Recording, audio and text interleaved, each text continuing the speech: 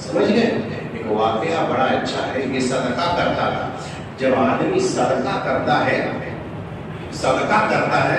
اور ابھی بات آئی کہ بعد میں ہم لوگ گئے تھے پچھلے جمعہ جو اعلان کیے تھے نا چائباسا کی مسجد کے تعلق سے، اس بار بھی آپ لوگ دیجیے گا. چیت گڑھ میں میٹنگ تھا، میں نے پتہ کرایا اس آدمی کے تعلق سے، وہ اللہ بتا رہے ہیں کہ ہم ماسٹر صاحب موجود ہیں اور ہمارے ذمہ داران گئے تھے موجود. ایک آدمی کے اکیلے کچھ نہیں تھا، راشن کا دکان ہے اس کا، 4 لاکھ روپے دیا تھا اکیلے چائباسا مسجد. بس ایک آدمی، بقیہ سب آدمی نے تو دیا ہی تھا 1,50,000 1 لاکھ، سب کا یہی تعاون تھا 1,50,000. ایک آدمی نے 4 لاکھ روپے دیا. میں نے پتا کیا کہ بتاؤ اس میں کیا بزنس ہے؟ کچھ نہیں، گھر کے سامنے راشن دکان ہے گھر ہی میں، لیکن دیتا بہت ہے، دیتا بہت ہے. کوئی بھی آتا ہے دیتا بہت ہے. جب اللہ کی راہ میں دیتا ہے تو اسی کا برکت کا نتیجہ یہ ہے. بس ایک راشن دکان کے چلتے برکت اللہ اتنا دے رہا ہے کہ بے تحاشا اللہ کی راہ میں خرچ کرتا. سمجھ گئے؟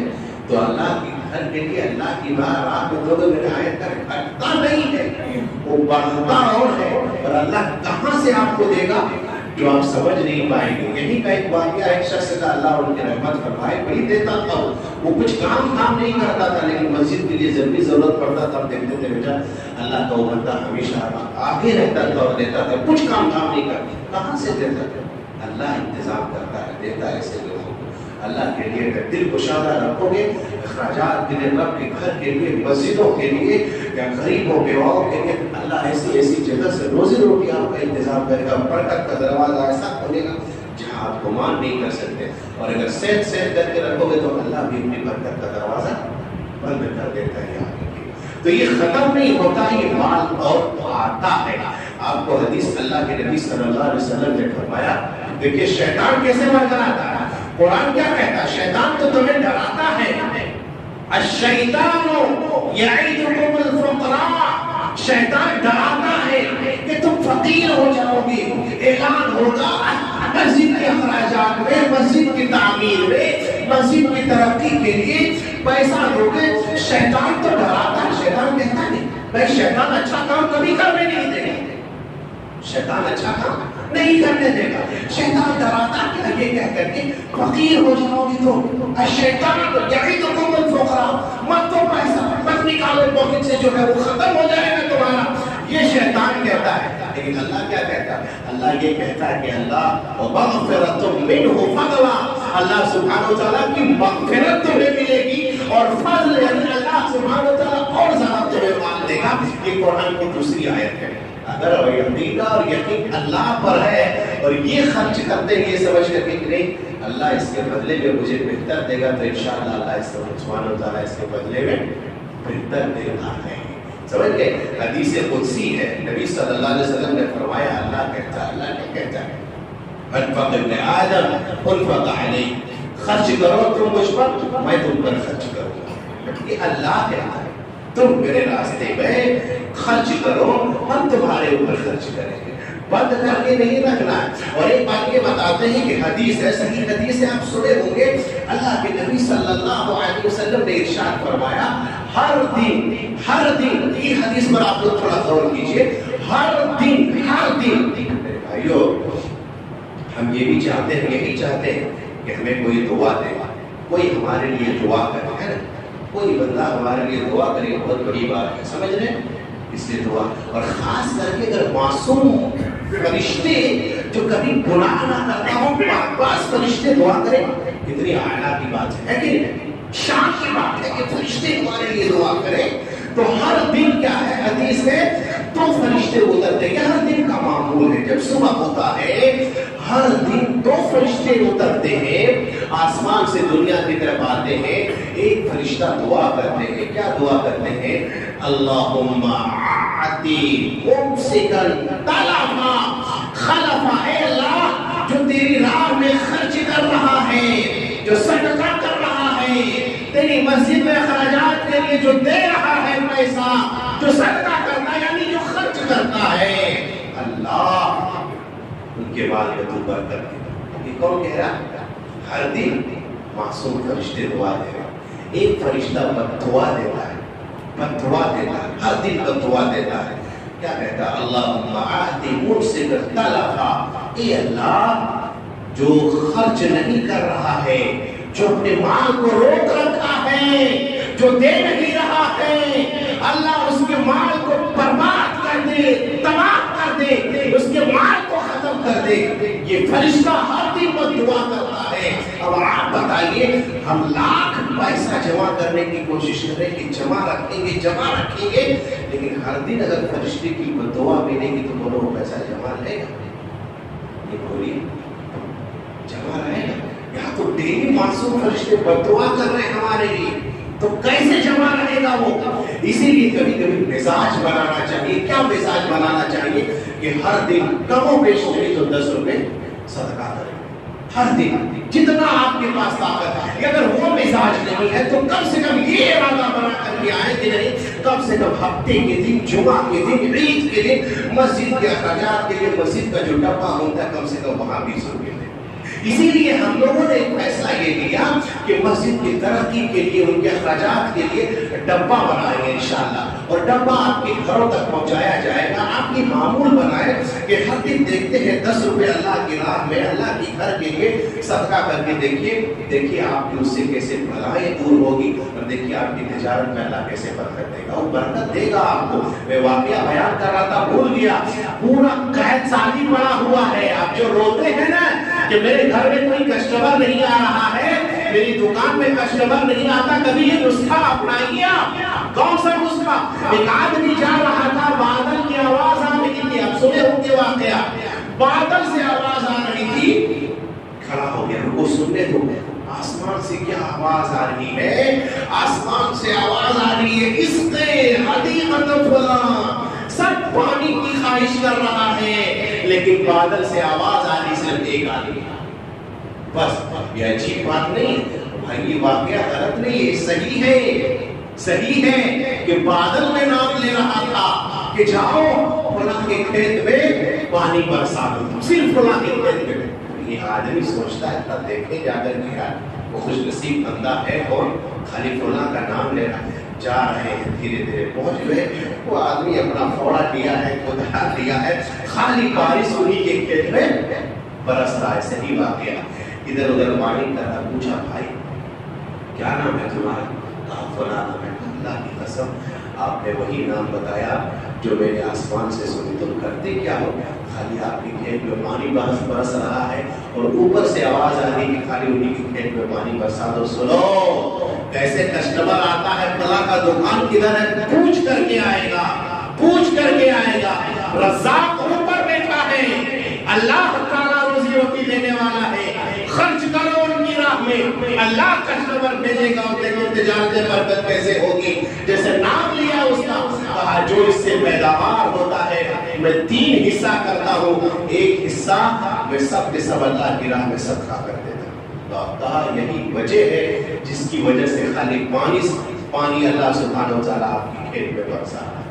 تو ایسا واقعہ بھی ہوا میرے بھائیوں کہ ان کے کھیت میں اللہ سبحانہ و تعالیٰ برسا رہا ہے.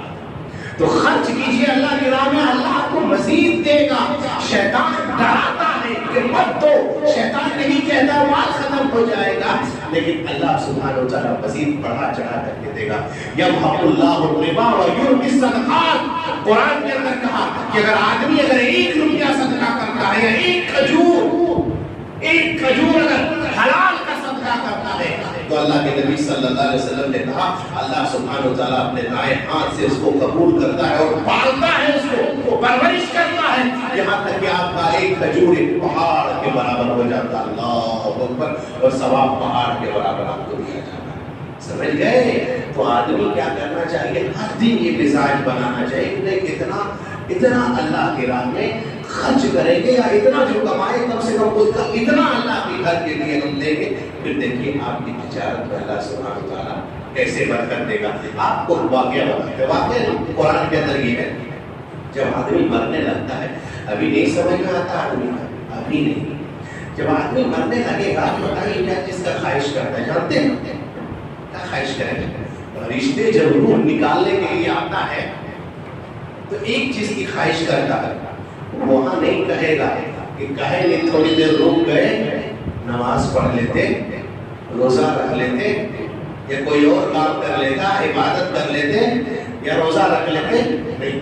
ایک چیز کی فرشتے خواہش کرتا ہو, کیا چیز کا جانتے ہیں؟ وَأَنفِقُوا مِمَّا رَزَقْنَاكُم مِّن قَبْلِ أَن يَأْتِيَ أَحَدَكُمُ الْمَوْتُ فَيَقُولَ رَبِّي لَوْلَا أَخَّرْتَنِي إِلَىٰ أَجَلٍ قَرِيبٍ فَأَصَدَّقْ. جب آدمی کے پاس روح نکالنے کے لیے فرشتہ آتا ہے, ایک ہی چیز کی خواہش کرے گا, کہے گا پروردگارا تھوڑی دیر تو نے کیوں نہیں مہلت دیا مجھے, تاکہ اب میں کیا کرتا, اب جتنا مال ہے میں صدقہ کر دیتا. وہاں انسان ایک ہی چیز کی خواہش کرے گا, کیا؟ صدقہ کر دیتا. کیوں؟ وَأَكُن مِّنَ الصَّالِحِينَ, تاکہ میں نیک لوگوں میں سے ہو جاتا. جب روح نکلے گا تب کیا کرو گے؟ اگر نیک لوگوں میں جانا ہے تو ابھی صدقہ کرو. اللہ کے نبی صلی اللہ علیہ وسلم سے پوچھا ایو افضل صدقہ, کون سا صدقہ افضل ہے؟ تو اللہ کے نبی نے کہا جب انسان کو یہ ڈر ہو کہ ہمارا مال ختم ہو جائے, جب فقیری کا ڈر ہو, مال اس کے پاس نہیں ہے, پیسہ اس کے پاس نہیں ہے, لیکن جو ہے صحت اور تندرستی میں جو صدقہ کرتا ہے وہ 1000 دینار سے زیادہ بہتر ہے جو موت کی حالت میں اس وقت جو صدقہ کرتا مرنے میں. سمجھ گئے؟ اس لیے صحت اور تندرستی کے حالت میں صدقہ کرنا چاہیے. آپ کو بتائیں, ایک صحابی تھے حضرت ابوبکر صدیق رضی اللہ عنہ, نبی کی مجلس لگی ہوئی ایسے ہی, اللہ کے نبی صلی اللہ علیہ وسلم نے پوچھا, یہ آپ سب جانتے ہیں یہ واقعہ, لیکن دیکھیے ان لوگوں کا مزاج کیسے تھا. یہ آپ کو پوچھا نہیں تھا کہ ہم کل پوچھیں گے, کہا آج کون ہے جو کسی کا جنازہ پڑھا ہو. سمجھے نا, حضرت ابوبکر صدیق کھڑے ہوتے اللہ کے نبی میں. آج کون ہے جو کسی نے غریب یتیم مسکین کو کھانا, اللہ کے نبی میں. آج کون ہے جو روزہ سے, اللہ کے نبی میں. بار بار ابوبکر صدیق ہاتھ اٹھا رہے. ایک مرتبہ اللہ کے نبی نے کون ہے جو آج صدقہ کیا ہے, چاروں مرتبہ ہاتھ اٹھانے والے کون تھے؟ ابوبکر صدیق رضی اللہ عنہ. واقعی شخص تھے ابوبکر صدیق رضی اللہ عنہ. اللہ اکبر, چاروں مرتبہ ہاتھ اٹھاتے اللہ کے نبی میں نے آج صدقہ کیا ہے. حضرت اللہ کے نبی صلی اللہ علیہ وسلم نے کہا ایک دن میں جس کے پاس یہ چار عمل ہو, اللہ کی قسم اسے جنت میں کوئی جانے سے, جنت کے 8 دروازوں سے جس دروازے سے چاہے وہاں داخل ہو سکتا ہے. سمجھ گئے؟ تو میرے بھائیوں, صدقہ کرنا چاہیے تندرستی کی حالت, صحت کی حالت میں. جب آدمی اس دنیا سے چلا جاتا ہے ایک ہی چیز ہے جو باقی رہتا ہے, اعمال کا خطا کلوز ہو جاتا ہے, نیکیوں کا سلسلہ. اذا مات الانسان انقطع عنه عمله الا من 3. 3 ہی چیز ہے. ایک کیا ہے؟ صدقہ جاریہ, جو آپ نے دیا ہے, جو آپ نے لگایا ہے, جو آپ نے کمایا ہے اللہ کے گھر کے لیے, اللہ کی راہ میں جو آپ نے دیا ہے وہی مال باقی رہے گا, اس کا ثواب قیامت تک آپ کو پہنچتا ہے. اس لیے میرے بھائیو آپ کے پاس کبھی کبھی ایسا کرنا چاہیے یا ایسا کام کر کے جائیں جو ہمارے مرنے کے بعد تک ہمارے لیے صدقہ جاریہ, ثواب جاریہ پہنچتے رہے. ان میں سے ایک صدقہ جاریہ ہے.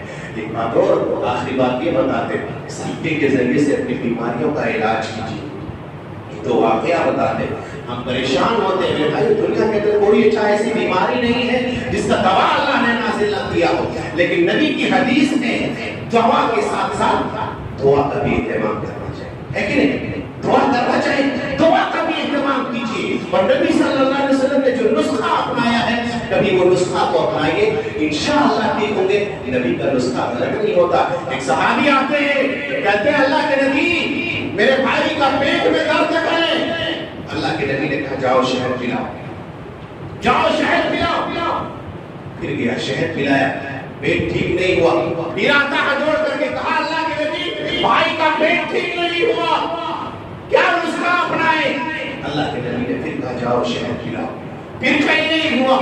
پھر تیسری مرتبہ دوڑ جاتے ہیں, اللہ کے نبی بھائی کا پیٹ ٹھیک نہیں ہوا, خراب ہو گیا ہے, نسخہ بتائے. اللہ کے نبی نے کہا نسخے میں کوئی تبدیلی نہیں ہوگی. قرآن کہتا ہے فیہ شفاء للناس, شہد میں شفا ہے. اللہ کا قول سچا ہے, تیرے بھائی کا پیٹ جھوٹا ہے. جب تک کہ وہ حرام کا مال گیا ہو, یہ اگر فاسد مادہ سکینہ ہو جائے تب تک کہ پیٹ ٹھیک نہیں ہوگا. اللہ کا قول سچا ہے, نسخے میں کوئی تبدیلی نہیں ہوگی. تو نبی صلی اللہ علیہ وسلم نے جو نسخہ بتایا ہے اس میں ایمان کے ساتھ, یقین کے ساتھ اگر آپ یہ عمل کرے گا تو بولو ٹھیک ہوگا. اور ٹھیک ہوا بھی تو وہ واقعہ نہیں بیان کرنا چاہتے, لیکن صدقے کے بارے میں بتائیں. یہ واقعہ آپ سنے ہوں گے, دمشق کا بہت بڑا ڈاکٹر تھا, پیشے سے تو وہ ڈاکٹر تھا, نام تھا عیسیٰ مرزوقی. कैंसर की बीमारी में मुब्तला हो गया। सुनो मेरे भाइयों, कभी कभी ये सब अपनाओ, कभी ये दुआ अपनाओ, देखो क्या होता है।